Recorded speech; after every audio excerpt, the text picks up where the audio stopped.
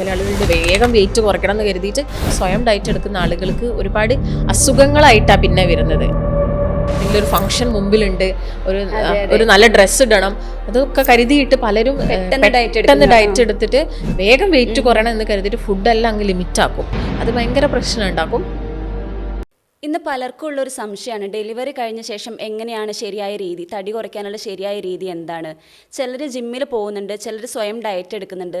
അപ്പോൾ അതൊക്കെ നമ്മുടെ ശരീരത്തിന് നല്ലതാണോ, നല്ല രീതിയിൽ എഫക്റ്റ് ചെയ്യുമോ എന്നുള്ളതൊക്കെ നമുക്ക് ഡോക്ടറോട് തന്നെ ചോദിച്ച് മനസ്സിലാക്കാം. നമ്മുടെ കൂടെ ഇന്ന് ചേരുന്നത് നീം നാച്ചുറൽ ഡയറ്റിലെ ഭാഗ്യ ഡോക്ടറാണ്. Welcome doctor. ഓക്കെ, ഇപ്പം ഹർഷ പറഞ്ഞ പോലെ തന്നെ ഡെലിവറി കഴിഞ്ഞാൽ ഒരുപാട് സ്ത്രീകളുടെ അല്ലെങ്കിൽ പെൺകുട്ടികളുടെ ഒക്കെ ഒരു ഭയങ്കര കൺസേൺ ആണ്. അവർക്ക് ഭയങ്കര വെയിറ്റ് കൂടുതലാണ്. കാരണം പണ്ട് സ്ലിം ആയിരിക്കും, എന്താണെങ്കിലും ഒരു 9 മന്ത് കഴിയുന്ന സമയത്ത് ഒരു 10 kgs എന്താണെങ്കിലും എല്ലാവരിലും കൂടും. അപ്പോൾ ഈ ഒരു 10 kgs ചിലപ്പോൾ നിങ്ങൾ ഡെലിവറി കഴിഞ്ഞ പാടെ തന്നെ കുറേ വ്യത്യാസം വരും. അതിലൊരു 2 to 3 kgs ഒക്കെ അങ്ങനെ അങ്ങ് പോകും. ചില ആളുകൾ ഒരു 5 kgsോളം ആ സമയത്ത് അങ്ങ് പോവാറുണ്ട്. എന്നാലും അവരിൽ വരുന്നൊരു കൺസേൺ എന്ന് പറഞ്ഞാൽ ഈ വയറൊക്കെ ചാടിയിരിക്കുക. അപ്പോൾ അത് ഭയങ്കര ബുദ്ധിമുട്ടുള്ളൊരു കാര്യമാണ്. അപ്പോൾ നമുക്ക് എല്ലാവർക്കും അറിയാം, ഡെലിവറി എന്ന് പറയുന്നത് 9 മാസം 10 ദിവസം ഈ ഒരു സമയമാണ് എടുക്കുക. സമയത്തിൽ അത്യാവശ്യം നല്ല പോഷകാഹാരങ്ങൾ നമ്മൾ കഴിക്കും. പിന്നെ നമ്മുടെ കുഞ്ഞ് ഡെവലപ്പ് ആവുന്നത് യൂട്രസിനകത്ത് വെച്ചിട്ടാണ്. അപ്പം അവിടെ ഇതിനൊരു ഗ്രോത്ത് ഉണ്ടാകുന്നതിനനുസരിച്ച് നമ്മുടെ അബ്ഡോമൻ മസിൽസ്, വയറിൻ്റെ ഭാഗത്തുള്ള മസിൽസ് കുറച്ച് സ്ട്രെച്ച് ആവും. അപ്പം അതിൻ്റെ ഭാഗമായിട്ടാണ് ഇതിങ്ങനെ തള്ളി വരുന്നത്. അപ്പോൾ ഇതിനൊരു സ്പേസ് ആണ് നമ്മൾ ക്രിയേറ്റ് ചെയ്യുന്നത്. അപ്പോൾ അതുപോലെ തന്നെ നമ്മൾ നല്ല കലോറി ഉള്ള ഫുഡ് കഴിക്കണമല്ലോ. ആ സമയത്ത് നമ്മൾ കൂടുതലായിട്ടും ന്യൂട്രീഷ്യസ് ഫുഡ് കഴിക്കണം. ഇല്ലെങ്കിൽ നമുക്ക് എല്ലാവർക്കും അറിയാം, പ്രീടേം ബേബീസ് ബോൺ ചെയ്യും, അല്ലെങ്കിൽ ആ ഒരു സമയത്ത് ബേബി ഉണ്ടാകുന്ന സമയത്ത് ബേബിക്ക് വെയിറ്റ് കുറയും, അങ്ങനെയൊക്കെ നമ്മൾ കേൾക്കാറുണ്ട്. അപ്പോൾ നമ്മൾ നന്നായിട്ട് ആ സമയത്ത് നമ്മൾ തടി വെക്കുമോ അല്ലെങ്കിൽ അങ്ങനെയുള്ള കാര്യങ്ങളൊന്നും ചിന്തിക്കാൻ പാടില്ല. നന്നായിട്ട് തന്നെ ഫുഡ് കഴിക്കണം. അപ്പോൾ കലോറി എന്താണെങ്കിലും നമ്മൾ കൂടുതലായിട്ട് ആഡ് ചെയ്യും. അപ്പോൾ അതുകൊണ്ടാണ് കുറച്ച് വെയിറ്റ് കൂടുന്നത്. അപ്പോൾ നമുക്കത് എപ്പം എങ്ങനെ കുറയ്ക്കാമെന്ന് പലർക്കും ഡൗട്ട് ഉണ്ടാവും. അപ്പോൾ നിങ്ങൾ ഡെലിവറി എല്ലാം കഴിഞ്ഞ് കുറച്ചൊന്ന് റെസ്റ്റ് എടുക്കണം. അപ്പം അതായത് ഒരു നോർമൽ ഡെലിവറി, ഇത് ഡിപ്പെൻഡ് ചെയ്യുന്നത് ഡെലിവറിനെയും കൂടിയാണ്. അത് നോർമൽ ഡെലിവറി ഉണ്ടാവും, അതുപോലെ തന്നെ സിസേറിയൻ ഉണ്ടാവും. അപ്പോൾ നോർമൽ ഡെലിവറി കഴിഞ്ഞിരിക്കുന്ന ആളുകൾക്ക് കുഴപ്പമില്ലാത്തൊരു സമയം എന്ന് പറയുന്നത് 3 മന്തിന് ശേഷം, 3 മാസത്തിന് ശേഷം അവർക്ക് ഡയറ്റ് സ്റ്റാർട്ട് ചെയ്യാം. പക്ഷെ അവർ മെയിനായിട്ടും ശ്രദ്ധിക്കേണ്ട ഒരു കാര്യം, നമ്മൾ കുഞ്ഞിന് 6 മാസം വരെ എക്സ്ക്ലൂസീവ് ബ്രസ്റ്റ് ഫീഡിങ് ആണ്.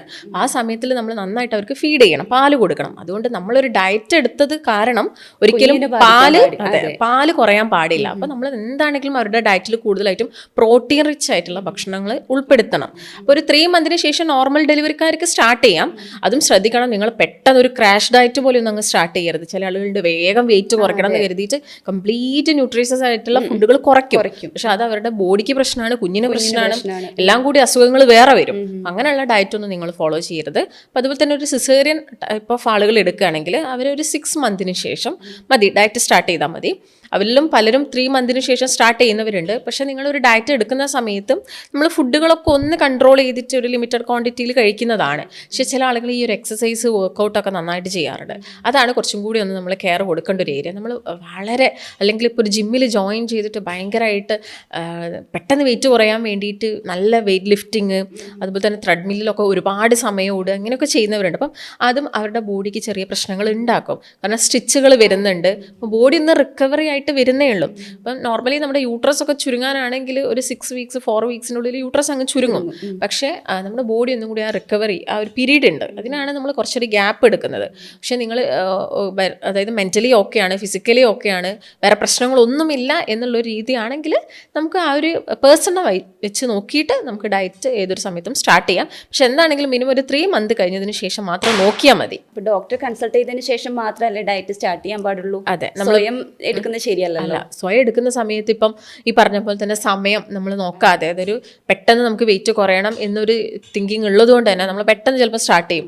അതൊരു വലിയ മിസ്റ്റേക്ക് ആയി വരും. പിന്നെ ഈ ഭക്ഷണം, സ്വയം ഡയറ്റ് എടുക്കുന്ന സമയത്ത് അതിപ്പോൾ പ്രഗ്നന്റ് ലേഡീസ് മാത്രമല്ല, ഡെലിവറി കഴിഞ്ഞ ആളുകൾ മാത്രമല്ല, അല്ലാത്ത വ്യക്തികളാണെങ്കിലും സ്വയം ഡയറ്റ് എടുക്കുന്ന ആളുകൾക്ക് ഒരുപാട് അസുഖങ്ങളായിട്ടാണ് പിന്നെ വരുന്നത്. അവർക്ക് നല്ലൊരു വെയിറ്റ് ലോസും ഇല്ല, പക്ഷെ അവർക്ക് ഒരുപാട് അസുഖങ്ങളും വന്നു. HB കുറയുന്നു, കാൽഷ്യം കുറയുന്നു, വൈറ്റമിൻ D കുറയുന്നു, അങ്ങനെയൊക്കെ നമ്മൾ കേൾക്കാറുണ്ട്. അപ്പോൾ ഒരിക്കലും നിങ്ങൾ സ്വയം ഡയറ്റ് എടുക്കാതിരിക്കുക. അല്ലെങ്കിൽ നിങ്ങൾക്ക് ഡയറ്റിനെ കുറിച്ച് അത്യാവശ്യം നോളജ് ഉണ്ടാവണം. നിങ്ങൾക്കൊരു റിസൾട്ട് കിട്ടിയിട്ടുണ്ട്, നിങ്ങൾക്ക് വേറെ അസുഖങ്ങളൊന്നും വന്നിട്ടില്ലെങ്കിൽ ഓക്കെയാണ്. പക്ഷെ നിങ്ങൾ കലോറി, നമ്മളിപ്പോൾ എന്താണെങ്കിലും ഒരു ഡയറ്റ് എടുക്കുന്ന സമയത്ത് എത്ര കലോറി ഉണ്ട് നോക്കണം. നമുക്ക് ഒരു ദിവസം കഴിക്കേണ്ട കലോറി എത്രത്തോളം ഉണ്ട്, അതിലെന്തോളം ന്യൂട്രീഷ്യസ് വന്നു, പ്രോട്ടീൻസ് വന്നു, കാർബ്സ് വന്നു, എല്ലാം നോക്കിയിട്ട് വേണം ഒരു പ്രോപ്പർ ഡയറ്റ് എടുക്കാൻ. ഡോക്ടർ, അതുപോലെ തന്നെ ഒരുപാട് പേർക്കുള്ള സംശയമാണ്, നമ്മൾ ഡെലിവറി കഴിഞ്ഞ ശേഷം എന്തൊക്കെ ഫുഡ് എടുക്കണം എന്നുള്ളത്. അതൊന്ന് പറഞ്ഞു തരൂ. ഡെലിവറി കഴിഞ്ഞതിന് ശേഷം നോർമലി ഞാൻ പറഞ്ഞല്ലോ ഒരു 3 മാസത്തോളം നിങ്ങൾ ഒന്നും നോക്കണ്ട, നന്നായിട്ട് കഴിച്ചോ. കാരണം കുഞ്ഞിന് നന്നായിട്ട് ഫീഡ് ചെയ്യാനുള്ളതാണ്. ഇപ്പോൾ ഡെലിവറി സമയത്ത് വെയിറ്റ് കുറയുന്ന ഒരുപാട് കുഞ്ഞുങ്ങളുണ്ട്. അപ്പോൾ അവരൊക്കെ പെട്ടെന്ന് അങ്ങ് തടിച്ച് വരണമെങ്കിൽ നമ്മൾ നന്നായിട്ടുള്ള ഭക്ഷണങ്ങൾ കഴിക്കണം. അപ്പോൾ നിങ്ങളിപ്പോൾ ഒരു ഡയറ്റ് എടുക്കുന്ന വ്യക്തിയാണ്, ഒരു 3 മന്തിന് ശേഷമൊക്കെ നിങ്ങൾ ഡയറ്റ് സ്റ്റാർട്ട് ചെയ്യുന്നുണ്ടെങ്കിൽ നമുക്ക് വെയിറ്റ് കുറയ്ക്കാൻ ഹെൽപ്പ് ചെയ്യുന്ന കുറച്ച് കാര്യങ്ങളുണ്ട്. അതിൽ മെയിൻ ആയിട്ടുള്ള ഫുഡാണ് പ്രോട്ടീൻ എന്ന് പറയുന്നത്. അപ്പം നല്ല രീതിയിൽ തന്നെ എനർജി ബോഡിയിൽ തരുന്നതാണ് പ്രോട്ടീൻസ്. അത് കഴിച്ച് കഴിയുമ്പോൾ തന്നെ നമുക്ക് ആ ഒരു മസിൽ ലോസും കാര്യങ്ങളൊന്നും വരില്ല. അതുകൊണ്ട് നമുക്ക് വയറിനാണെങ്കിൽ ഒരു ഫുൾനെസ് കിട്ടണമെങ്കിൽ നല്ല പ്രോട്ടീൻ സോഴ്സുകൾ എടുക്കണം. അപ്പോൾ പ്രോട്ടീൻ സോഴ്സ് ഇമ്പോർട്ടൻ്റ് ആണ്. അതുപോലെ തന്നെ ഫൈബർ, നാരുകൾ കൂടുതലായിട്ടുള്ള ഭക്ഷണങ്ങൾ എടുക്കുക. അങ്ങനെയാകുന്ന സമയത്ത് നമുക്ക് പെട്ടെന്ന് വിശക്കൂല. അപ്പോൾ നോർമലി നമുക്ക് അറിയാൻ ഒരു ഡെലിവറി കഴിഞ്ഞ സ്ത്രീ ഫീഡ് ചെയ്യുന്ന സമയത്ത് അവർക്ക് നല്ല വിശപ്പായിരിക്കും. കാരണം നിങ്ങൾ ഒരു ദിവസം കുഞ്ഞിനെ നന്നായിട്ട് ഫീഡ് ചെയ്യുന്നുണ്ട്. അപ്പോൾ നമുക്കറിയാം ഡെലിവറി കഴിഞ്ഞ ഒരു സമയമൊക്കെ ആണെങ്കിൽ ഒരു 3 മാസത്തോളം നമ്മളൊരു 2 മണിക്കൂർ ഇടവിട്ടിട്ട് കുട്ടിക്ക് ഫീഡ് ചെയ്യും.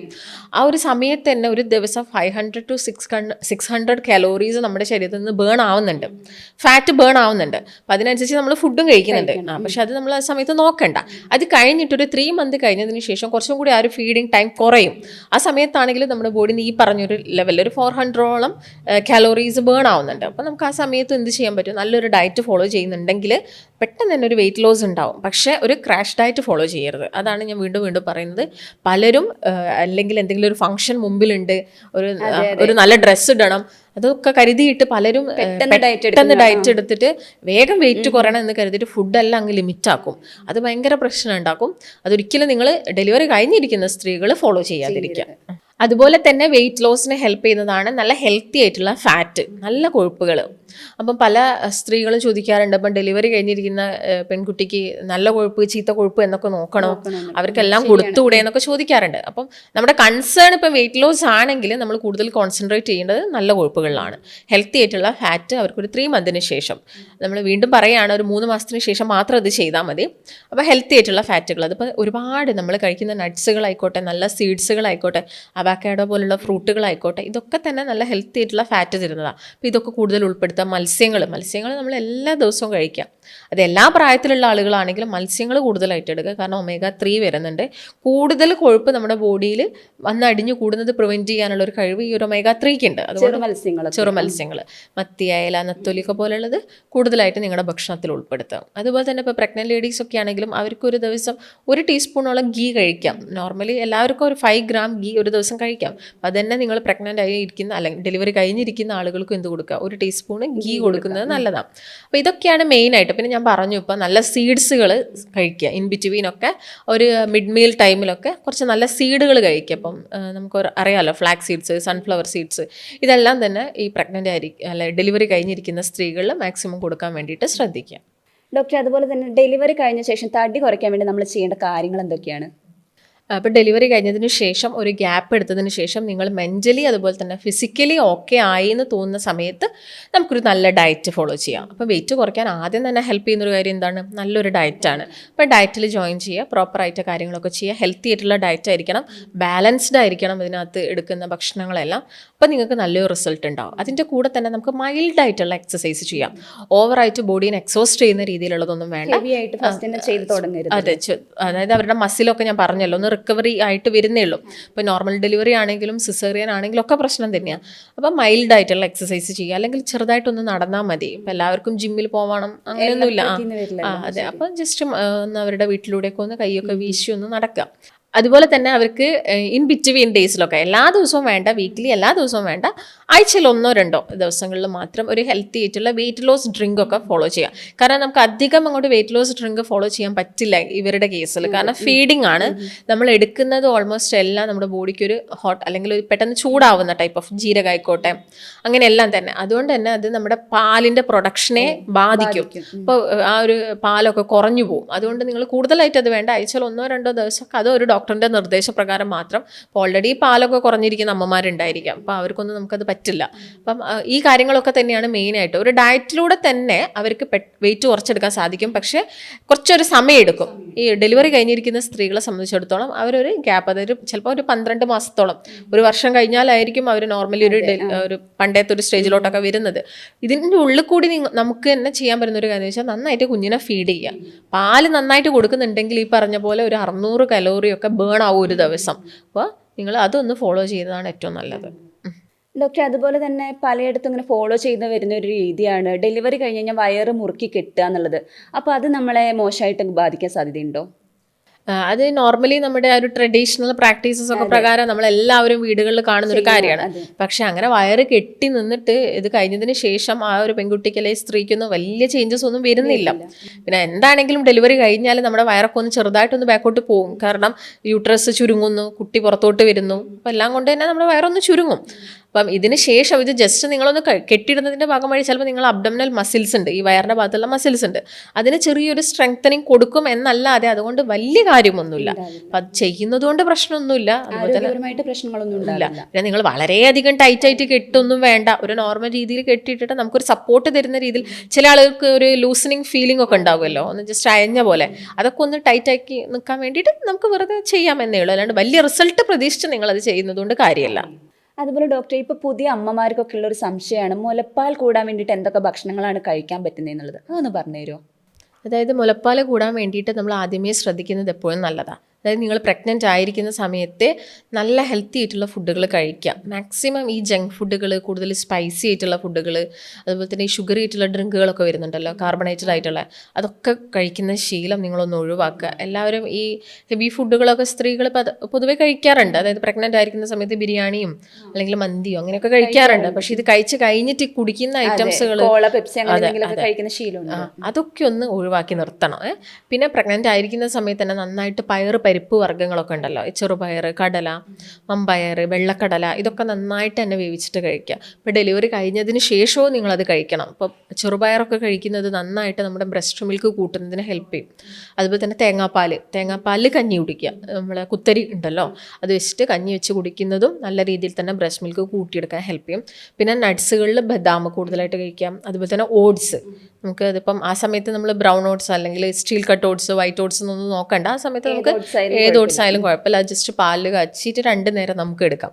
അപ്പോൾ ഈ പ്രഗ്നൻ്റ് ആയിരിക്കുന്ന സമയത്ത് നിങ്ങൾ 2 ഗ്ലാസ് പാൽ കുടിക്കുന്നുണ്ടെങ്കിൽ ഡെലിവറി കഴിഞ്ഞതിന് ശേഷവും കുഞ്ഞിന് ഒരു 6 മന്ത് എക്സ്ക്ലൂസീവ് ആ ഒരു ടൈം വരെ തന്നെ 2 ഗ്ലാസ് പാൽ കുടിക്കാൻ വേണ്ടിയിട്ട് നോക്കുക. ഡോക്ടർ, അതുപോലെ തന്നെ നമ്മുടെ ഡെലിവറിക്ക് ശേഷം സൗന്ദര്യം കൂടാൻ വേണ്ടിയിട്ട് നമ്മുടെ ഡയറ്റിൽ എന്തൊക്കെ ഭക്ഷണങ്ങൾ ഉൾപ്പെടുത്താം? പ്രഗ്നൻ്റ് ആയിരിക്കുന്ന സമയത്ത് ഒരുപാട് ഹോർമോണൽ ചേഞ്ചസ് ഉണ്ടാവും. ഇപ്പോൾ ഈസ്ട്രജൻ ആണെങ്കിലും പ്രൊജസ്ട്രോൺ ആണെങ്കിലും ഒക്കെ ഒന്ന് കുറയും. അപ്പോൾ അതിൻ്റെ ഭാഗമായിട്ട് ഈ ചേഞ്ചസ് ബോഡിയിലും കാണിക്കും. ചില ആൾക്ക് കഴുത്തിന് ചുറ്റും കറുപ്പ് നിറം, ഫേസൊക്കെ വല്ലാണ്ട് ഡള്ളാവും, ആക്നീസ് വരും. ഇത്തരം പ്രശ്നങ്ങളൊക്കെ ഡെലിവറി കഴിഞ്ഞാൽ ഒന്ന് കുറയാറുണ്ട്. നോർമലി അത് കുറയാറുണ്ട്. കുറച്ചും കൂടി ഒന്ന് ഇമ്പ്രൂവ് ചെയ്യാൻ വേണ്ടിയിട്ട് ഭക്ഷണത്തിനകത്ത് നമ്മൾ കൂടുതൽ ഫ്രൂട്ട്സ് ആൻഡ് വെജിറ്റബിൾസ് ഉൾപ്പെടുത്തണം. ഇപ്പോൾ വൈറ്റമിൻ സി റിച്ച് ആയിട്ടുള്ള ഫ്രൂട്ട്സുകളുണ്ട്, പേരയ്ക്ക, അതുപോലെ തന്നെ ഓറഞ്ച്. അതൊക്കെ ചിലപ്പോൾ നിങ്ങൾ പ്രഗ്നൻ്റ് ആയിരിക്കുന്ന സമയത്തും കഴിക്കുന്നുണ്ടാവും. പക്ഷേ ആ ഒരു ഹോർമോൺസ് അവിടെ ഡ്രോപ്പ് ആയതുകൊണ്ടാണ് ആ സമയത്ത് നിങ്ങൾക്കൊരു റിസൾട്ട് വരാത്തത്. ഡെലിവറി എല്ലാം കഴിഞ്ഞതിന് ശേഷം നിങ്ങൾക്ക് വീണ്ടും ആ പണ്ടത്തെ പോലുള്ള ഒരു ഗ്ലോ ഒക്കെ കിട്ടും. നിങ്ങൾ ഈ പറഞ്ഞ ഫ്രൂട്ട്സും കാര്യങ്ങളൊക്കെ കണ്ടിന്യൂ ചെയ്യാം. പിന്നെ എന്താണെങ്കിലും ഫീഡിങ് ആയതുകൊണ്ട് തന്നെ നമ്മൾ ഇടയ്ക്കിടയ്ക്ക് 9 നേരമെങ്കിലും ഭക്ഷണം കഴിക്കണം. ഇതിനകത്ത് ചോറുണ്ടായിരിക്കും, എല്ലാം ഉണ്ടായിരിക്കണം. ഫിഷ് ഉണ്ടായിരിക്കണം, നോൺ വെജ് ഉണ്ടായിരിക്കണം, പച്ചക്കറികൾ ഉണ്ടായിരിക്കണം, ഇലക്കറികളൊക്കെ നന്നായിട്ട് കഴിക്കുക, വെള്ളം നന്നായിട്ട് കുടിക്കുക. ഈ സമയത്ത് നമ്മുടെ ബോഡിയിൽ നിന്ന് നല്ലൊരു ഡീടോക്സിഫിക്കേഷൻ നടക്കണമെങ്കിൽ നന്നായിട്ട് വെള്ളം കുടിക്കാം. പിന്നെ നമുക്ക് ആ സമയത്ത് കൂടുതലായിട്ടും പിന്നെ എക്സ്റ്റേണൽ അപ്ലിക്കേഷനും കാര്യത്തിലുപരി നമ്മൾ കൂടുതൽ കോൺസെൻട്രേറ്റ് ചെയ്യേണ്ടത് ഫുഡ് തന്നെയാണ്. അതുകൊണ്ട് ഈ പറഞ്ഞ പോലെ തന്നെ വൈറ്റമിൻ സി ആയിട്ട് റിച്ച് ആയിട്ടുള്ള ഓറഞ്ച്, മുസമ്പി, അതുപോലെ തന്നെ ബെറി ഫ്രൂട്ടുകളൊക്കെ നന്നായിട്ട് കഴിക്കാം. ഡോക്ടർ, അതുപോലെ തന്നെ ഇപ്പോൾ ഡെലിവറി കഴിഞ്ഞിട്ടുള്ള സ്ത്രീകൾക്കൊക്കെ പ്രധാന ഒരു കൺസേൺ ആണ് ശരീരത്തിലുണ്ടാകുന്ന സ്ട്രെച്ച് മാർക്കൊക്കെ. അപ്പോൾ അത് നമുക്ക് മാറ്റിയെടുക്കാൻ എന്തെങ്കിലും വഴിയുണ്ടോ? അത് പെട്ടെന്ന് തന്നെ നമുക്ക് മാറ്റിയെടുക്കാൻ സാധിക്കില്ല. കാരണം ഞാൻ നേരത്തെ പറഞ്ഞല്ലോ, നമ്മൾ കുഞ്ഞ് വളരുന്നത് കൊണ്ട് തന്നെ ഈ ഒരു അബ്ഡമിനൽ മസിൽസ് ഇങ്ങനെ സ്ട്രെച്ച് ആവുകയാണ് വെയിറ്റ് കൂടുമ്പോൾ. അപ്പോൾ നോർമലി അത് കുറച്ച് വെയിറ്റ് കൂടുന്ന ആളുകളിൽ നിങ്ങൾക്ക് കാണാൻ സാധിക്കും. ഈ തോളിൻ്റെ ഈ ഭാഗങ്ങളിൽ, വയറിൻ്റെ സൈഡിൽ, കാലുകളിലൊക്കെ നമുക്ക് കാണാൻ സാധിക്കുന്നതാണ്. അപ്പം ഓട്ടോമാറ്റിക്കലി നമ്മൾ ആ വെയിറ്റ് എപ്പോഴാണോ കുറയുന്നത് അത് കഴിഞ്ഞ് കുറച്ചൊരു ഗ്യാപ്പൊക്കെ എടുത്തതിന് ശേഷം മാത്രമേ അത് പോവാറുള്ളൂ. കംപ്ലീറ്റ് ആയിട്ട് അത് പോകുമെന്ന് ചോദിച്ചു കഴിഞ്ഞാൽ അങ്ങനെ എല്ലാവരിലും അത് കംപ്ലീറ്റ് ആയിട്ട് പോവാറുമില്ല. ചിലപ്പം പലരും ക്രീംസും കാര്യങ്ങളൊക്കെ അപ്ലൈ ചെയ്യാറുണ്ട്. അപ്പം അത് നമ്മുടെ ആ ഒരു മസിലിൽ വരുന്നൊരു പ്രശ്നമാണ്. അതൊരു ഹോർമോണൽ ചേഞ്ചോ അല്ല, വേറെ ഒന്നുമല്ല. നമ്മുടെ മസിൽ, നമ്മൾ വെയിറ്റ് കൂടുന്നതിനനുസരിച്ച് നമ്മുടെ മസിലിൽ വരുന്നൊരു ചേഞ്ചാണ്. ഇപ്പോൾ വെയിറ്റ് കുറഞ്ഞു കഴിഞ്ഞാലും അത് കുറച്ച് തൂങ്ങിക്കിടക്കും, നമ്മുടെ മസിൽ അങ്ങ് തൂങ്ങിക്കിടക്കും. അപ്പോഴും ഈ ഒരു സ്ട്രെച്ച് മാർക്ക് അതുപോലെ തന്നെ നിൽക്കാനുള്ള ചാൻസസ് ഉണ്ടാവും. ഡോക്ടർ, അതുപോലെ തന്നെ നമ്മൾ ഡെലിവറി കഴിഞ്ഞതിന് ശേഷം എത്ര മാസത്തിന് ശേഷമാണ് നമ്മൾ ശരിക്കും വെയിറ്റ് ലോസിന് ശ്രമിക്കേണ്ടത്? ഏറ്റവും നല്ലത് ഒരു 3 മാസം നിങ്ങൾ റെസ്റ്റ് എടുക്കുക എന്നുള്ളതാണ്. അതിപ്പോൾ നോർമൽ ആയിക്കോട്ടെ, സിസേറിയൻകാരാണെങ്കിൽ കുറച്ചും കൂടി ഒന്ന് വെയിറ്റ് ചെയ്യും, ഒരു 6 മന്തോളം അവർ വെയിറ്റ് ചെയ്യട്ടെ. പിന്നെ കുഞ്ഞിന് നമ്മൾ നന്നായിട്ട് ബ്രസ്റ്റ് ഫീഡ് ചെയ്യുന്ന ഒരു സമയമാണല്ലോ അത്. ഒരു 6 മാസം എന്ന് പറയുന്നത് നന്നായിട്ട് ബ്രസ്റ്റ് ഫീഡ് ചെയ്യണം. അപ്പോൾ ഒരു ഗ്യാപ്പ് എടുത്ത് തന്നെ നമ്മളത് കൊടുക്കണം. അപ്പോൾ നമ്മൾ പെട്ടെന്ന് തന്നെ ആ ഒരു ഭക്ഷണത്തിൻ്റെ അളവൊക്കെ കുറയുന്നുണ്ടെങ്കിൽ അത് കുഞ്ഞിനെ ബാധിക്കും, അവരുടെ ഒരു ഗ്രോത്തിനെ ബാധിക്കും. അതുകൊണ്ട് ഏറ്റവും ബെസ്റ്റ് ആയിട്ടുള്ള സമയം ഒരു 3 മന്തിന് ശേഷം അല്ലെങ്കിൽ ഒരു 6 മന്തിന് ശേഷം. നിങ്ങൾ ഒരു 6 മാസം നിങ്ങൾ വെയിറ്റ് ചെയ്യാനുള്ള ഒരു കപ്പാസിറ്റി നിങ്ങൾക്ക് ഉണ്ടെങ്കിൽ നിങ്ങൾ ഒരു 6 മാസം കഴിഞ്ഞിട്ട് നല്ലൊരു ഡയറ്റ് സ്റ്റാർട്ട് ചെയ്താൽ മതി. ഡോക്ടറെ, നമ്മൾ ബ്രസ്റ്റ് ഫീഡിങ് സമയത്ത് നമ്മൾ എന്തെങ്കിലും ഭക്ഷണങ്ങൾ ഒഴിവാക്കേണ്ടതായിട്ടുണ്ടോ? കൂടുതലായിട്ടും മധുരങ്ങൾ വരുന്നത്, ഇപ്പോൾ പഞ്ചസാര കൂടുതലായിട്ട് അല്ലെങ്കിൽ പഞ്ചസാര ചൂടാക്കിയിട്ട് നമ്മൾ പല ഐറ്റംസിലും യൂസ് ചെയ്യാറുണ്ട്. അപ്പോൾ അങ്ങനെയുള്ള കാര്യങ്ങളൊക്കെ എന്ത് ചെയ്യാവുന്ന ഒഴിവാക്കുക. അപ്പോൾ തന്നെ കോഫി കൂടുതലായിട്ട് കുടിക്കുന്നത് അത്ര നല്ലതല്ല. പിന്നെ സ്പൈസി ആയിട്ടുള്ള ഫുഡുകൾ, നമ്മളിപ്പം പുറത്തുനിന്നൊക്കെ ആണെങ്കിലും ഒരുപാട് സ്പൈസി ആയിട്ട് ഷവായ ടൈപ്പ് ഓഫ് ഐറ്റംസിലൊക്കെ നല്ല എരിവ് ഉണ്ടാവും. അതൊക്കെ ഈ കൂടുതൽ സ്പൈസി എടുക്കുന്നത് നമ്മുടെ ബോഡിയിലുള്ള ആ ഒരു ഹൈഡ്രേഷൻ കുറയ്ക്കുകയാണ് ചെയ്യുന്നത്. അതുകൊണ്ട് ഇത്തരം ഐറ്റംസുകളൊക്കെ മാക്സിമം ഒഴിവാക്കുക. അതുപോലെ പലർക്കുള്ള സംശയമാണ്, ഡെലിവറി കഴിഞ്ഞിട്ടുള്ള സമയത്ത് നമ്മുടെ ബെല്ലി ഫാറ്റ് ഒക്കെ ഉണ്ടാവുമല്ലോ, അത് കുറയ്ക്കാൻ വേണ്ടിയിട്ട് നമുക്ക് സേഫായിട്ട് ചെയ്യാൻ പറ്റുന്ന എക്സസൈസ് എന്തൊക്കെയാണെന്നുള്ളത്. ഇപ്പോൾ നോർമലി നമുക്ക് ബെല്ലി ഫാറ്റ് മാത്രം കുറച്ചെടുക്കാൻ സാധിക്കില്ല. നിങ്ങളിപ്പോൾ ഒരു വെയിറ്റ് ലോസ് ഒക്കെ സ്റ്റാർട്ട് ചെയ്യുന്നുണ്ടെങ്കിൽ നമ്മൾ ടോട്ടൽ ബോഡിക്കാണ് ഒരു വെയിറ്റ് ലോസ് ഉണ്ടാവുന്നത്. കൈയും കാലും വയറും എല്ലാം ഒരുമിച്ചാണ് കുറയുന്നത്. അതായത് വയറ് മാത്രം നമുക്ക് കുറച്ചെടുക്കാൻ പറ്റില്ല. അപ്പോൾ നിങ്ങളൊരു നല്ലൊരു ഡയറ്റ് എടുക്കുകയാണ് ആദ്യം തന്നെ ചെയ്യേണ്ടത്. അപ്പോൾ അതിൻ്റെ കൂടെ ഒരു എക്സസൈസ് എന്ന് പറയുമ്പോൾ ഏറ്റവും നല്ലൊരു നടത്താണ്. നമുക്കധികം വെയിറ്റ് ലിഫ്റ്റിംഗ് പറ്റൂല. പിന്നെ ത്രെഡ് മില്ലിംഗ് ആണെങ്കിലും കുറച്ച് സമയം മാത്രം മതി. അപ്പോൾ ഇതൊക്കെയാണ് നിങ്ങൾ ശ്രദ്ധിക്കണം. അപ്പോൾ നമുക്ക് അതിന് കോൺസെൻട്രേറ്റ് ചെയ്തിട്ട് ഇന്ന ഒരു എക്സസൈസ് ചെയ്താൽ ബെല്ലി ഫാറ്റ് കുറയും എന്നൊന്നും നമുക്കങ്ങനെ പറയാൻ പറ്റില്ല. ഡോക്ടർ, ഇപ്പോൾ കുറേ സെലിബ്രിറ്റി മോംസിനെയൊക്കെ കാണാറുണ്ട് പെട്ടെന്ന് വെയിറ്റ് ലോസ് ആയി എന്നുള്ള രീതിയിൽ. അപ്പോൾ അതുപോലെ നമുക്ക് എന്താണ് ചെയ്യാൻ പറ്റുക? അത് അവർ കറക്റ്റായിട്ടുള്ളൊരു ഡയറ്റ് ഫോളോ ചെയ്യുന്നുണ്ട്. അപ്പോൾ അവരാണെങ്കിലും വലിയ വലിയ സർജറികളും കാര്യങ്ങളും ഒന്നും അല്ല ചെയ്യുന്നത്. അവർ നന്നായിട്ട് കുഞ്ഞിനെ ഫീഡും ചെയ്യുന്നുണ്ട്. അതുപോലെ തന്നെ ഒരു ടൈം ഗ്യാപ്പിന് ശേഷം നല്ലൊരു ഡയറ്റും ഫോളോ ചെയ്യുന്നുണ്ട്. അപ്പോൾ അതിൻ്റെ ഭാഗമായിട്ട് തന്നെയാണ് അവരിൽ പെട്ടെന്നൊരു വെയിറ്റ് ലോസ് ഉണ്ടാകുന്നത്. അല്ലാതെ നിങ്ങളെ ബോഡിക്ക് ഇപ്പോൾ ഒരു മെഡിസിൻസ് കഴിച്ചൊന്നും നമുക്ക് ആ ഒരു വെയിറ്റ് ഒന്നും കുറയ്ക്കുന്നത് ഒട്ടും തന്നെ നല്ലതല്ല. അപ്പോൾ എന്ത് നിങ്ങൾ കഴിക്കുന്നുണ്ടോ അത് പാലിലൂടെ നിങ്ങളെ കുട്ടിയിലും എത്തും. അപ്പോൾ നമുക്ക് വായയിൽ അല്ലെങ്കിൽ ഇൻറ്റേർണലി നമുക്കൊന്നും എടുക്കാൻ പറ്റില്ല. ഈ പറഞ്ഞ പോലെ തന്നെ നല്ലൊരു ഡയറ്റ് എടുക്കണം, ഒരു ബാലൻസ്ഡ് മീൽ അതിനകത്ത് ഉണ്ടായിരിക്കണം, മൈൽഡ് ആയിട്ടുള്ള എക്സസൈസ് എടുക്കുക. പിന്നെ പെട്ടെന്നൊരു വെയിറ്റ് ലോസ് നിങ്ങൾ ആരും ആഗ്രഹിക്കരുത്. സമയം എടുത്താണെങ്കിലും നല്ലൊരു മാറ്റം വരും. പിന്നെ നന്നായിട്ട് ബ്രസ്റ്റ് ഫീഡ് ചെയ്യുക, ഇതാണ് ശ്രദ്ധിക്കേണ്ടത്. ഡോക്ടർ, ഈ തടി കൂടുന്നത് കാരണം എന്തൊക്കെ അപകടങ്ങളാണ് ഉണ്ടാവുക? വെയിറ്റ് കൂടുന്നതിനനുസരിച്ച് നമുക്ക് ഒരുപാട് ആരോഗ്യ പ്രശ്നങ്ങൾ വരും. അതിപ്പോൾ ചെറിയ കുട്ടികളെടുത്ത് നോക്കാം. അപ്പോൾ കഴിഞ്ഞ ദിവസം ക്ലിനിക്കിൽ ഒരു പേഷ്യൻ്റ് വന്നിട്ടുണ്ടായിരുന്നു. അപ്പോൾ അതിന് ഒരു ബോയ് ആയിരുന്നു, ആൾക്ക് വയസ്സ് വരുന്നു 25, അത്രയേ ഉള്ളൂ. കുറച്ച് വെയിറ്റ് നല്ലോണം കൂടുതലാണ്. അപ്പോൾ ആളുടെ ഒരു പ്രശ്നം എന്താണെന്ന് വെച്ചാൽ മുട്ടുവേദന. അപ്പോൾ ആൾക്ക് ഈ ട്രാവലിംഗ് വരുന്നുണ്ട്, ജോലീൻ്റെ ഭാഗമായിട്ട് സ്റ്റെപ്പ് കയറി ഇറങ്ങണം, അങ്ങനെ കുറേ പ്രശ്നങ്ങൾ വരുന്നുണ്ട്. അപ്പോൾ നല്ല വേദനയാണ്, മുട്ടുവേദന. അപ്പോൾ ഒരു 2 മന്ത് ബാക്ക് വന്ന പേഷ്യൻ്റ് അത്. അപ്പോൾ നമ്മൾ പ്രോപ്പറായിട്ടുള്ളൊരു ഡയറ്റ് കൊടുത്തു. അപ്പോൾ നമുക്ക് അവിടെ മെഡിസിൻസ് ഒന്നും കൊടുക്കാനില്ല. അവർക്ക് വേണ്ടത് എന്താണ്? കൃത്യമായിട്ടുള്ളൊരു ഡയറ്റ്. ആ ഡയറ്റിലൂടെ തന്നെ ആൾ നന്നായിട്ട് വെയിറ്റ് കുറച്ചു. അപ്പോൾ മുട്ടുവേദന ആയതുകൊണ്ട് നമുക്ക് എല്ലാ തരത്തിലുള്ള എക്സസൈസും ചെയ്യാൻ പറ്റില്ല. അപ്പോൾ മൈൽഡ് ആയിട്ടുള്ള എക്സസൈസ് ഒക്കെ പറഞ്ഞു കൊടുത്തപ്പം തന്നെ ആളുടെ വെയിറ്റ് കുറഞ്ഞു. അപ്പോൾ നല്ല രീതിയിൽ മുട്ടുവേദന കുറഞ്ഞു.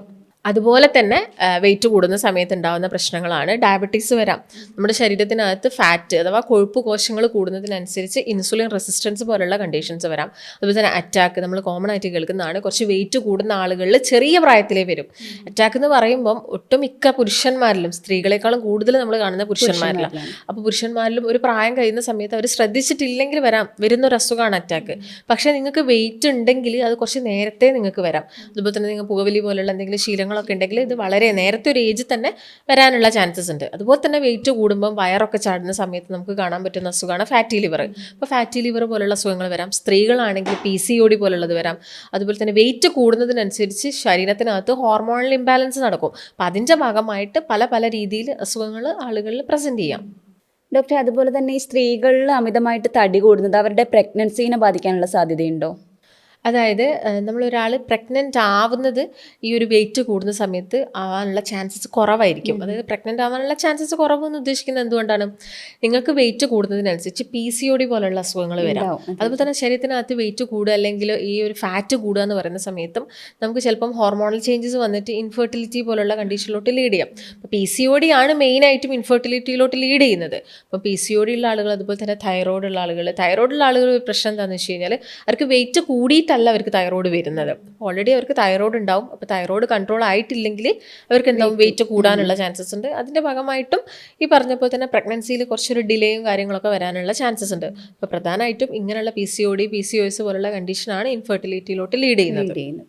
അതുപോലെ ഡോക്ടറെ ഒരു സ്ത്രീയുടെ മുഖത്ത് നോക്കിയിട്ട് അവർക്ക് PCOD ഉണ്ടോ ഇല്ലയോ എന്നുള്ളത് നമുക്ക് മനസ്സിലാക്കാൻ കഴിയുമോ? അത് മനസ്സിലാക്കാൻ പറ്റുന്നത് ഞാൻ പറഞ്ഞു, നേരത്തെ ഓൾറെഡി പറഞ്ഞു, ഈ ഒരു ഹോർമോണൽ ചേഞ്ചസ് ബോഡിയിൽ നടക്കുക. ഇപ്പോൾ ഹോർമോൺസിൻ്റെ വ്യതിയാനം നടക്കുന്നതിൻ്റെ ഭാഗമായിട്ട് ഇപ്പോൾ പുരുഷ ഹോർമോൺ ആയിട്ടുള്ള ആൻഡ്രോജൻ ഉണ്ട്. അപ്പോൾ അത് സ്ത്രീയിലും ഉണ്ട്, ചെറിയൊരു അളവിൽ സ്ത്രീയിലും ഉണ്ട്.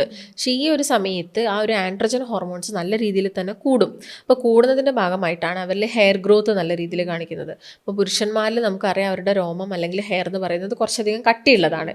ഇതേ സെയിം പാറ്റേൺ തന്നെ സ്ത്രീയിലും വരും. അപ്പോൾ അവർക്ക് ഈ ഒരു അപ്പർ ലിപ്പ് ആയിക്കോട്ടെ അല്ലെങ്കിൽ ഈ താടിയുടെ ഭാഗത്തൊക്കെ നന്നായിട്ട് ഹെയർ ഗ്രോത്ത്, അല്ലെങ്കിൽ മാറിടങ്ങളുടെ ആ ഒരു ഏരിയയിൽ വരും. അതുപോലെ തന്നെ വയറിൽ അവർക്ക് ചുറ്റും ഈ നമ്മുടെ ആ ഒരു നാഭിക്ക് ചുറ്റുമായിട്ട് ഹെയർ ഗ്രോത്ത് നല്ല രീതിയിൽ കട്ടിയിൽ വരാനുള്ള ചാൻസസ് ഉണ്ട്. അതുപോലെ തന്നെ നമുക്ക് ഫേസിൽ നോക്കിയിട്ടാണെങ്കിൽ പിന്നെ വരുന്നത് ആക്നീസ് ആണ്. ആക്നീസ് എന്ന് പറയുമ്പോൾ എല്ലാ പീരീഡ്സ് ആവുന്ന സമയത്ത് അല്ലെങ്കിൽ എല്ലാ മാസവും ചിലപ്പോൾ സ്ത്രീകളിൽ കാണിക്കാറുണ്ട്. ഈ ലോവർ നമ്മുടെ ചിന്നിൻ്റെ ഏരിയയിലൊക്കെ നല്ല രീതിയിൽ അതൊരു ഹോർമോണൽ ചേഞ്ചസ് ആണ് കാണിക്കുന്നത്. പക്ഷേ അവർക്ക് ഈ ഒരു PCOD അല്ലെങ്കിൽ PCOS ഒക്കെ ഉണ്ടെങ്കിൽ അവരുടെ ഒരു ആക്നി എന്ന് പറയുന്നത് ചിലപ്പോൾ ഫേസിൽ 2 ചീക്കിൻ്റെ ഭാഗത്തായിട്ടും വരാം. അതുപോലെ തന്നെ ചിന്നിലും നന്നായിട്ട് വരാം. അതെന്ന് പറഞ്ഞാൽ കുറച്ച് സൈസ് കൂടുതലായിരിക്കും, സിസ്റ്റിക് ആക്നീസ് ആയിരിക്കും. അപ്പോൾ അതിൻ്റെ സൈസ് കൂടുതലായിരിക്കും, നല്ല പെയിൻഫുൾ ആയിരിക്കും. അത് വന്നു കഴിഞ്ഞാൽ പോകാനും കുറച്ച് സമയം എടുക്കും. അപ്പോൾ പീരീഡ്സിൻ്റെ സമയത്ത് വരുന്നത് എങ്ങനെയായിരിക്കും, ചിലപ്പോൾ 1-2 പിമ്പിൾസ് ആയിരിക്കും. അത് ചെറിയൊരു ടൈം ഗ്യാപ്പിനുള്ളിൽ തന്നെ അങ്ങ് പോയിക്കോളും. പക്ഷേ ഇതെന്ന് പറയുന്നത് ഡിഫറെൻ്റ് ആയിരിക്കും, കുറച്ചധികം പെയിൻഫുള്ളും ആയിരിക്കും, കുറച്ച് സമയം അത് നിൽക്കുകയും ചെയ്യും. ഡോക്ടർ, ഈ PCOD വന്നു കഴിഞ്ഞാൽ അത് മാറ്റാൻ വേണ്ടിയിട്ട് നമ്മുടെ ഡയറ്റിൽ ഉൾപ്പെടുത്തേണ്ട ഭക്ഷണങ്ങൾ എന്തൊക്കെയാണ്? PCOD വന്നു കഴിഞ്ഞാൽ ആദ്യം തന്നെ നിങ്ങൾ മനസ്സിലാക്കേണ്ടത് നമ്മൾ അവിടെ ഒരു ഇൻസുലിൻ റെസിസ്റ്റൻസാണ്. പോളിസിസ്റ്റിക് ഒവാരിയൻ ഡിസീസ് എന്ന് പറയുന്നത് ഡയബറ്റീസ് ഓഫ് ഓവറി എന്നാണ്. നമ്മുടെ അണ്ടാശയത്തിൻ്റെ ഡയബറ്റീസ് ആണ് ശരിക്കും അത്. ഇൻസുലിൻ റെസിസ്റ്റൻസ് ആണ്. അപ്പോൾ നമ്മൾ എന്ത് ചെയ്യണം, ഷുഗർ സ്പൈക്ക് ഉണ്ടാക്കുന്ന ഫുഡുകൾ ഒന്നും തന്നെ കഴിക്കാൻ പാടില്ല. പഞ്ചസാര കൂടുതലായിട്ടുള്ള അല്ലെങ്കിൽ ആർട്ടിഫിഷ്യൽ ഫ്ലേവേഴ്സ്, ഷുഗറൊക്കെ ആഡ് ചെയ്യുന്ന ഒരു തരം ഐറ്റംസ് നമ്മൾ കഴിക്കാൻ പാടില്ല. ഫ്രൂട്ട്സ് ആൻഡ് വെജിറ്റബിൾസ് ഒക്കെ നന്നായിട്ട് കഴിക്കുക. അപ്പോൾ ഫ്രൂട്ട്സിനകത്താണെങ്കിലും ഗ്ലൈസീമിക് ഇൻഡെക്സ് ഒന്ന് ശ്രദ്ധിച്ചിട്ട് കഴിക്കുക. അപ്പോൾ നല്ല മധുരമുള്ള പപ്പായ, നല്ല മധുരമുള്ള പൈനാപ്പിൾ എന്നൊക്കെ പകരം നിങ്ങളൊരു മീഡിയം പഴുപ്പിലുള്ള കഴിക്കുക. പിന്നെ വൈറ്റമിൻ C റിച്ച് ആയിട്ടുള്ള എല്ലാ ഫ്രൂട്ട്സുകളും എല്ലാം തന്നെ നമുക്ക് കഴിക്കാവുന്നതാണ്. പിന്നെ ഫാസ്റ്റ് ഫുഡ് അല്ലെങ്കിൽ കൂടുതൽ സൺഫ്ലവർ കുക്കിംഗ് ആയിട്ടുള്ള ഐറ്റംസ് കാര്യങ്ങളൊക്കെ ഒന്ന് ഒഴിവാക്കുക. അതുപോലെ തന്നെ കാർബോഹൈഡ്രേറ്റിൻ്റെ അളവൊക്കെ ഒന്ന് കുറച്ച് കൊണ്ടുവരാൻ വേണ്ടിയിട്ട് ശ്രദ്ധിക്കുക. അതുപോലെ PCOD ഉള്ള സ്ത്രീകൾ തീരെ കഴിക്കാൻ പാടില്ലാത്ത ഭക്ഷണങ്ങൾ ഏതൊക്കെയാണ്?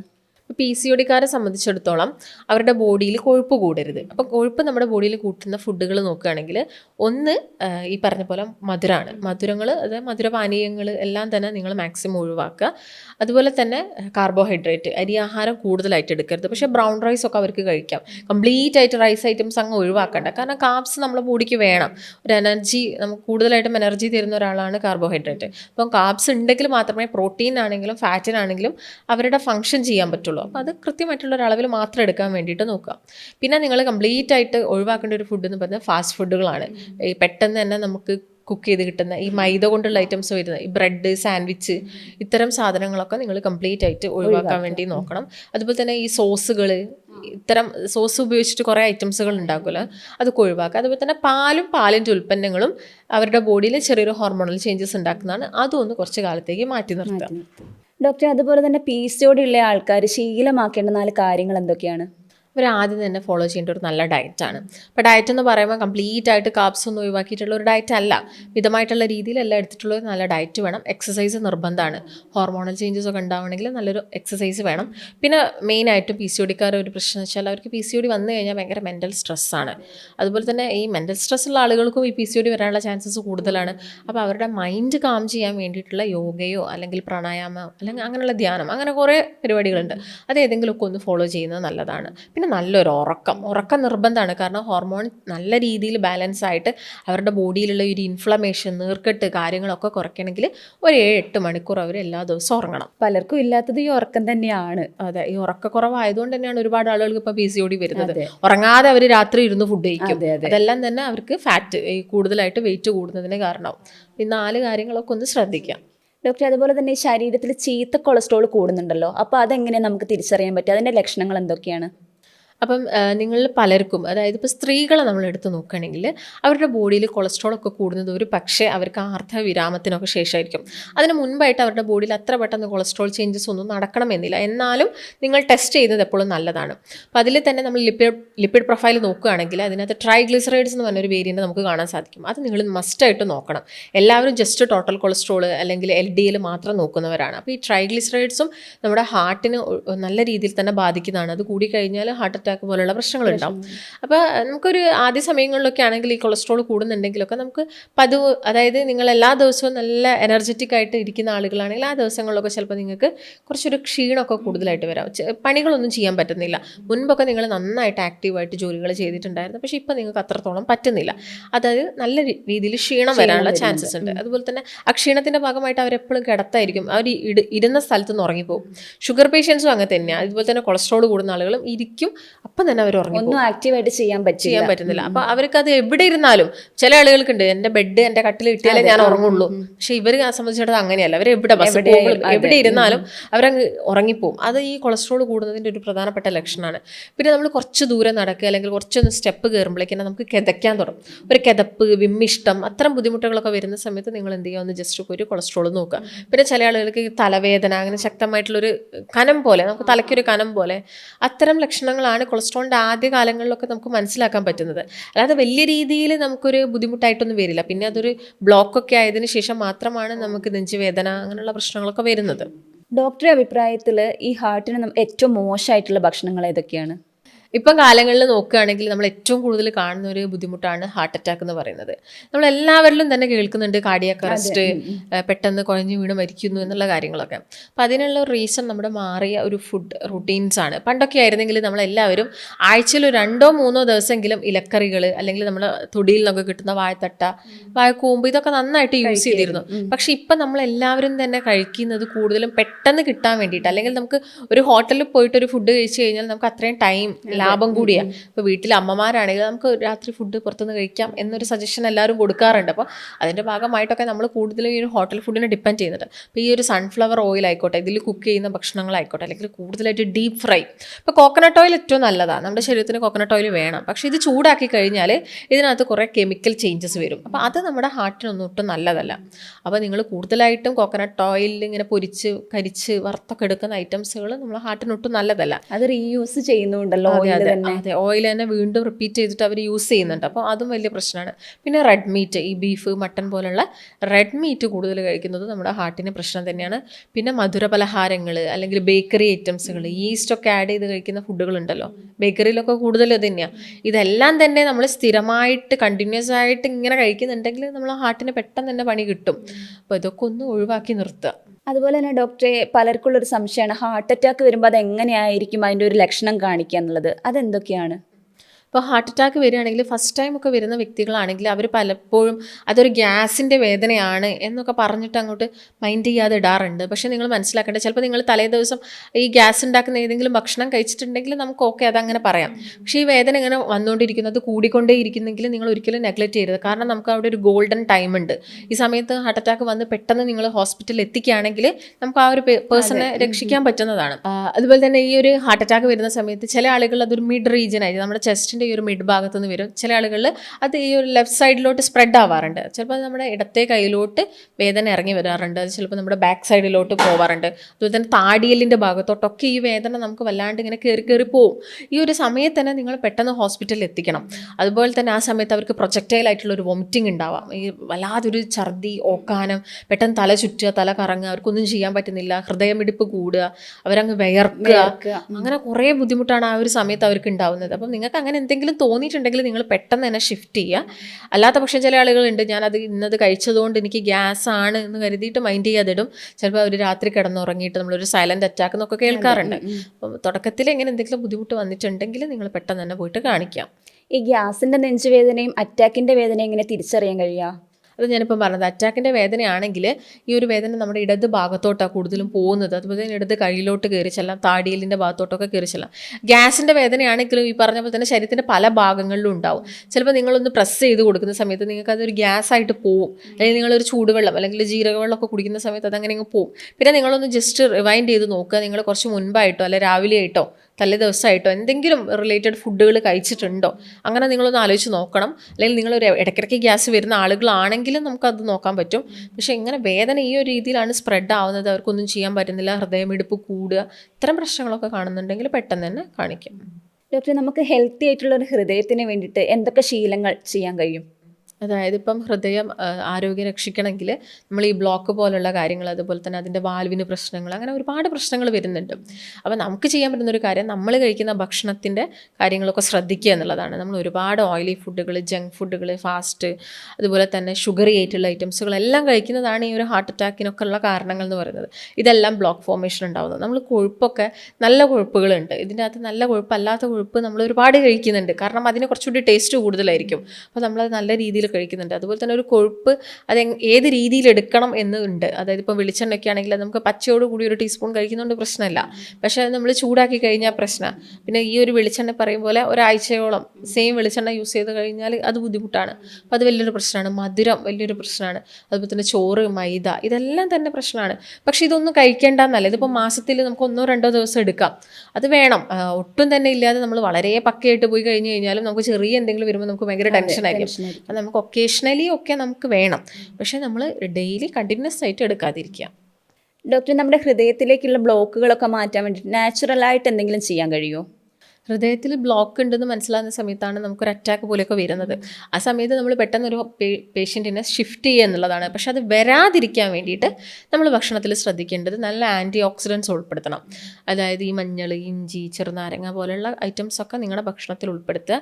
പിന്നെ എല്ലാം കഴിക്കുന്ന സമയത്ത് ലിമിറ്റഡ് ആയിട്ടുള്ള ക്വാണ്ടിറ്റിയിൽ കഴിക്കുക. നമുക്ക് എല്ലാ ഭക്ഷണത്തിനോടും ഇഷ്ടമുണ്ടായിരിക്കും, പക്ഷെ നമ്മൾ ഇഷ്ടമുള്ള ഫുഡുകൾ നമ്മളെ ഇഷ്ടത്തിനനുസരിച്ച് കഴിച്ചാലാണ് ഈ ബുദ്ധിമുട്ടുണ്ടാവുക. അപ്പോൾ അതൊക്കെ എന്ത് ചെയ്യുന്നു, അളവ് കുറച്ച് കഴിക്കാൻ വേണ്ടിയിട്ട് നോക്കുക.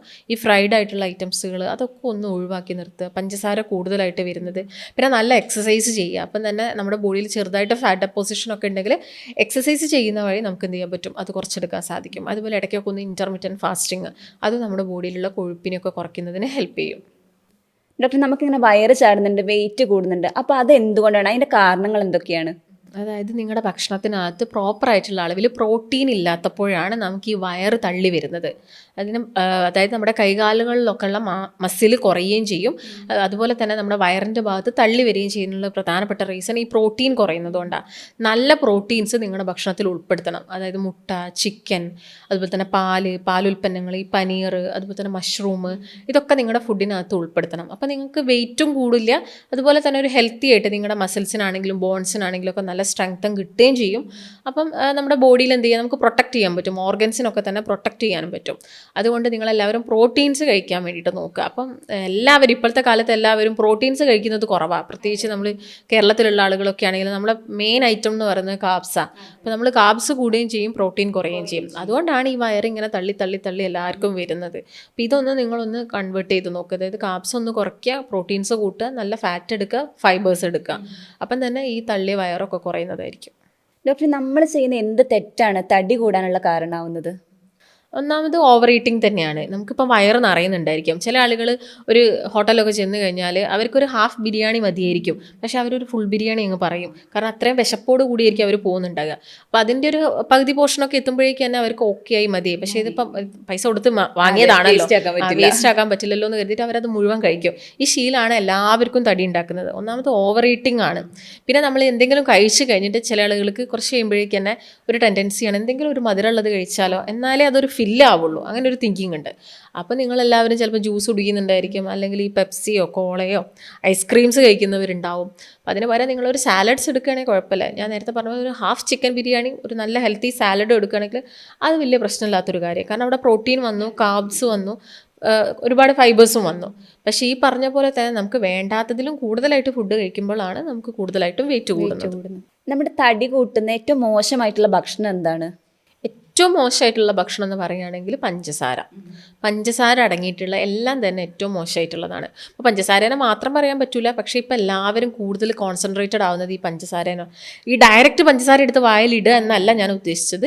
ഇപ്പോൾ നമ്മൾ ചോറ് കഴിച്ച് കഴിഞ്ഞാലും ഈ ചോറ് നമ്മുടെ ശരീരത്തിനകത്ത് ഡൈജസ്റ്റ് ചെയ്ത് കഴിഞ്ഞാൽ അത് പഞ്ചസാരയായിട്ടാണ് മാറുന്നത്. അപ്പോൾ ശരിക്കും വേവിച്ച് വെച്ച പഞ്ചസാരയാണ് ചോറ് എന്നാണ് പറയുക. അപ്പോൾ അതും പ്രശ്നമാണ്. ഇപ്പം നിങ്ങൾ ഒരുപാട് പൊറോട്ട കഴിക്കുന്നുണ്ട് വിചാരിക്കുക, ഈ പൊറോട്ട പെട്ടെന്ന് തടി കൂട്ടും. ഈ മൈദ എന്ന് പറയുന്നത് ശരീരത്തിൽ ഫാറ്റ് ഉണ്ടാക്കുന്നതാണ്.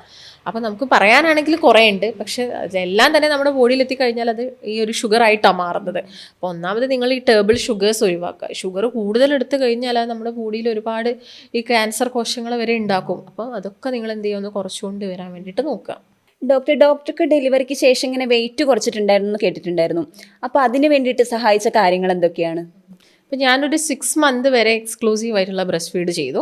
അതിനുശേഷം നമ്മൾ സോളിഡ്സ് ഒക്കെ സ്റ്റാർട്ട് ചെയ്തല്ലോ. അതിനുശേഷമാണ് പ്രോപ്പർ ആയിട്ടുള്ള ഒരു ഡയറ്റിലോട്ടും കാര്യങ്ങളിലോട്ടൊക്കെ പോയിട്ടുണ്ടായിരുന്നത്.